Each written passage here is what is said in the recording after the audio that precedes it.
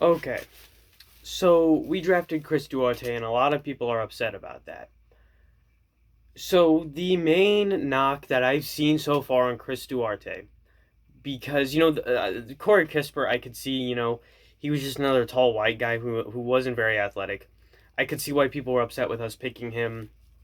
TJ Leaf type of potential right there for just it to all break down and the wheels fall off. Chris Duarte, the main knock on him is that he is 24. Okay, this dude had to go through junior college. He had to go through a JUCO to get to the collegiate level of the game. This dude has had to work hard, work so tirelessly, tirelessly to achieve his dream of just getting to the college level of the game. You don't think that work ethic is going to pay off in the NBA? And we wanted Moses Moody because he was NBA ready. Part of being NBA ready is having experience in the game. Him being 24, he's definitely had some experience in the game against NBA level prospects.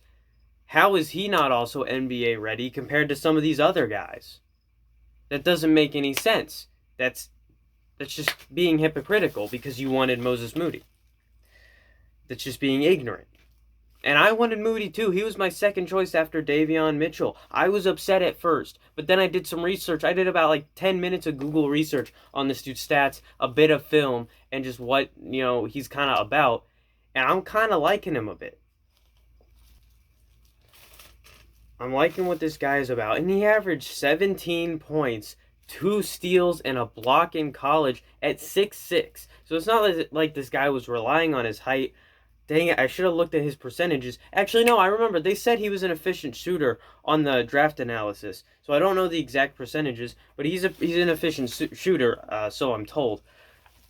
But we wanted an efficient shooter, right? So this guy checks the box of efficient shooter. We also want a guy who's gritty and is going to work hard for this team. Boom, he checks that box. Maybe he doesn't, that's not a maybe. He doesn't check out the box of being a younger guy. And he doesn't fill out the box of his name being Moses Moody. But he does, his play style fills out most of the Pacers' boxes. There's a reason they drafted him. We're also quick to praise Kevin Pritchard's trades and stuff. But then as soon as he drafts someone we don't like, all of a sudden we turn on him. We just don't think twice about it. We're just blindlessly being a sheep and gonna lead a mob to Bankers Life Fieldhouse without giving it a second thought, without even trying to look at any positive, any upside on Chris Duarte. We're not even trying to look at any upside. We're just being ignorant. When looking at a prospect, you have to try and keep an open mind, even if you have a preconceived bias to a certain player. I had a preconceived bias to Davion Mitchell and Moses Moody, but I still looked at all these other prospects. I still gave them a chance. I all gave them an equal chance. If I didn't like their game, then they were out. It didn't matter what their name was. It didn't matter their hype. If I didn't like their game, they're out. Chris Duarte's game, it does enough talking for him. It's amazing film. I've seen a bit of it, just a small bit of it, and it's pretty good film. His stats look good. Our statistical department probably really liked this guy. His stats look better than Moses Moody's. He's got around the same size. He's just not as bulky. He's a bit skinnier. But usually as guys, even though he's 24, usually as guys still get older, they will fill in that frame, especially when you get in the NBA and you're spending a lot more time at practices, a lot more time in the weight room. He's probably going to fill out that form, especially with the work ethic this guy has. Another guy who I know we don't necessarily like because he did try to intentionally injure Miles Turner one time, Jimmy Butler had to take the JUCO route. He was gritty and he grit and grind, and he was tough, and he made it to the NBA. And he did whatever it took to stay there. Chris Duarte is going to do that same thing. He's going to have that Reggie Miller energy. He's going to have that John Starks energy. He's going to have that Jimmy Butler energy. Where you get to that point, you get to the NBA, and you want to stay there, and you're going to do whatever it takes to not let go of your position in the NBA. This guy is going to do that. And that's something as the hardworking Midwesterners that we claim to be, we should respect that greatly. I know I do. you should respect something like that. That this guy is just willing to go to endless lengths to achieve his dream of playing in the NBA and being a good basketball player and wanting to be successful with this team. This is a guy who wants to be with this team, probably. And we should support guys that want to be in Indiana because we ask for that all the time. So we should support players who want to be in Indiana.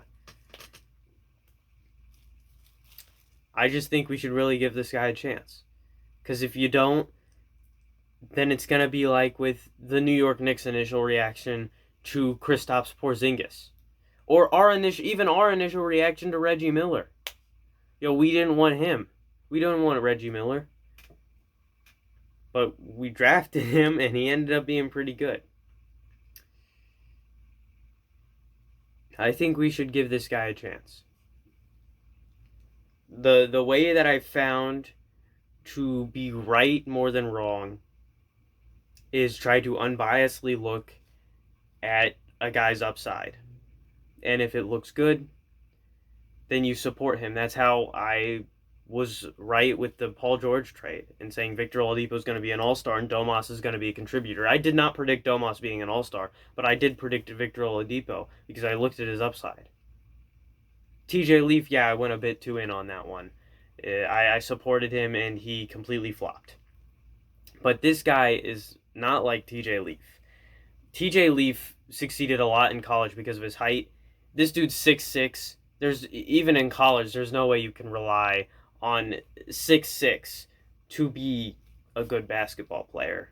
And this guy was an efficient shooter, so it's not like his game was mostly inside. It was just being versatile as far as scoring goes. So I just really think we should give this guy a shot. And if we don't draft Alex Antetokounmpo, I might get his jersey just because this dude seems like a really hard worker. I'm going to have to do a bit more research on him.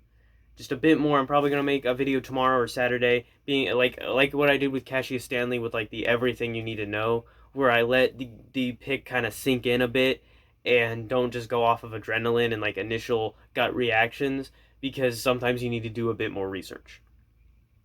So that's what I'm going to do. This is the initial reaction video, and I already know I'm going to get some hate for it, but I think we should just look at this guy's upside a bit. I will see you guys next time. As always, I'm not funny, and it's going to be interesting what happens next. Do we pick Alex Antetokounmpo? That's kind of the next big question, because that's a guy that we all really want. So yeah, I'll see you guys next time. There's the 2-2. Oh, and he went too far.